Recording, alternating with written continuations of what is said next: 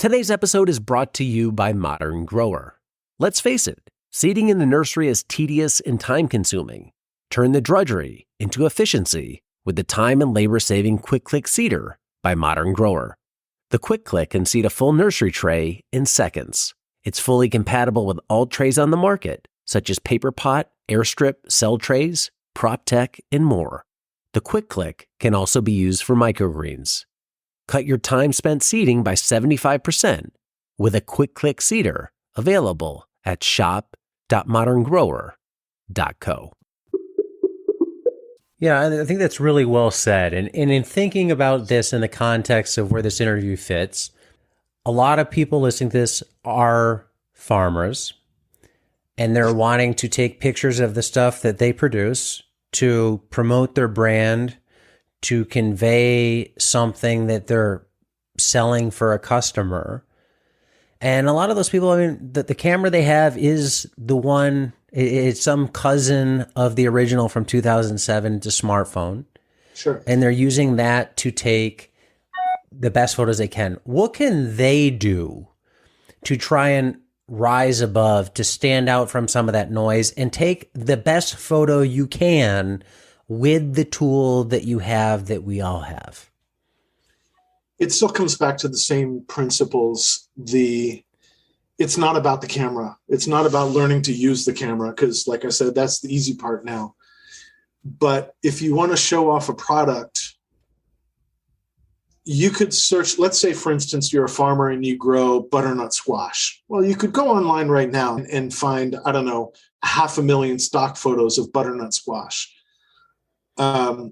So you still have to think about what makes your product unique and what do you want to show off about it. Is it a family farm? You want to highlight the fact that it's a family-owned operation? Then, get your family into the photos, get them all holding up the products that you produce on your farm and make that family connection. Is it about the quality of the product? Is there something that's visibly different in the size, the color, the texture of the product? Then put together a photo on a tabletop that shows those qualities off. There's a farm near me where their number one crop is asparagus, which is, of course, a very short-term harvest, right? It's, early spring, 2 or 3 cuttings, and then their season is over. But during that few weeks, they invite families to come walk around the fields, cut their own. And of course, they guide families to the fields where they can do so versus the ones that are either too late or too early to cut their own. But they fill the property up with other family-friendly activities, and they photograph the heck out of it so that the following season, they start their marketing campaign in April, which, to be honest, here in Canada, there's still snow on the ground. Mm-hmm.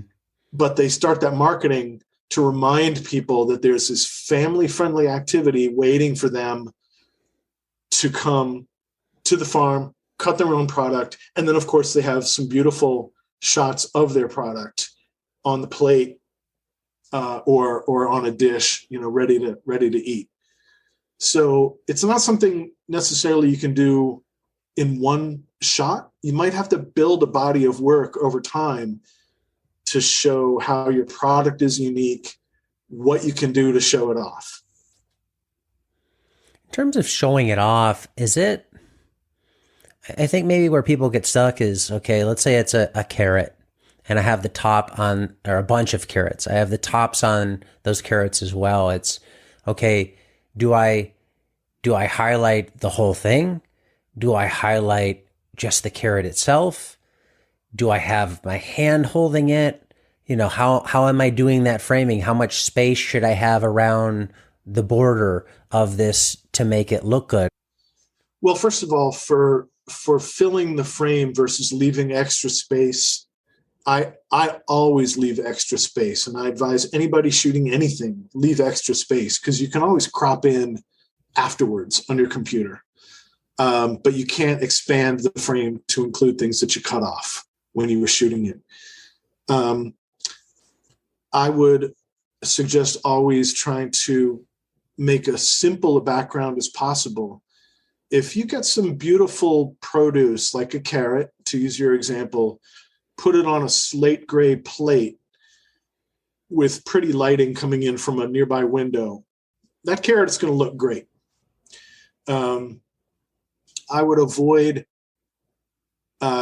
including things that make the background too complicated. Stay away from busy pattern tablecloth, for instance, or plates that have, a filigree or a pattern around the edge of the plate. That's just going to take away. But on the other hand, to go hard the opposite way, again, I come back to, what is it about what you're selling that makes someone want to buy it from you? I can go to the grocery store and buy carrots. So if I'm going to come to a small supplier, that supplier had better say something to me about why I should come to them. What's solving a problem for me, the consumer, that they are offering a solution.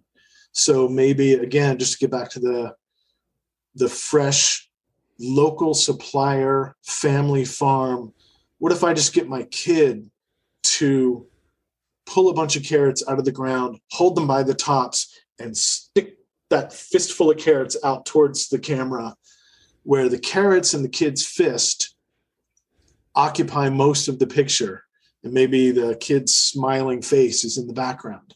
Like, that tells me something different about that product than the package of carrots grown in Mexico that I'm going to buy at the local grocery store. If you enjoy this podcast, then be sure to check out Farm Small, Farm Smart Daily, where you can get your daily dose of farm wisdom. Tune in every day to learn the latest tips, tricks, and stories from the world of farming. Whether you're a seasoned farmer or just getting started, our podcast has something for everyone. Join us as we explore topics like farm business, crop planning, soil management, and tools and technology.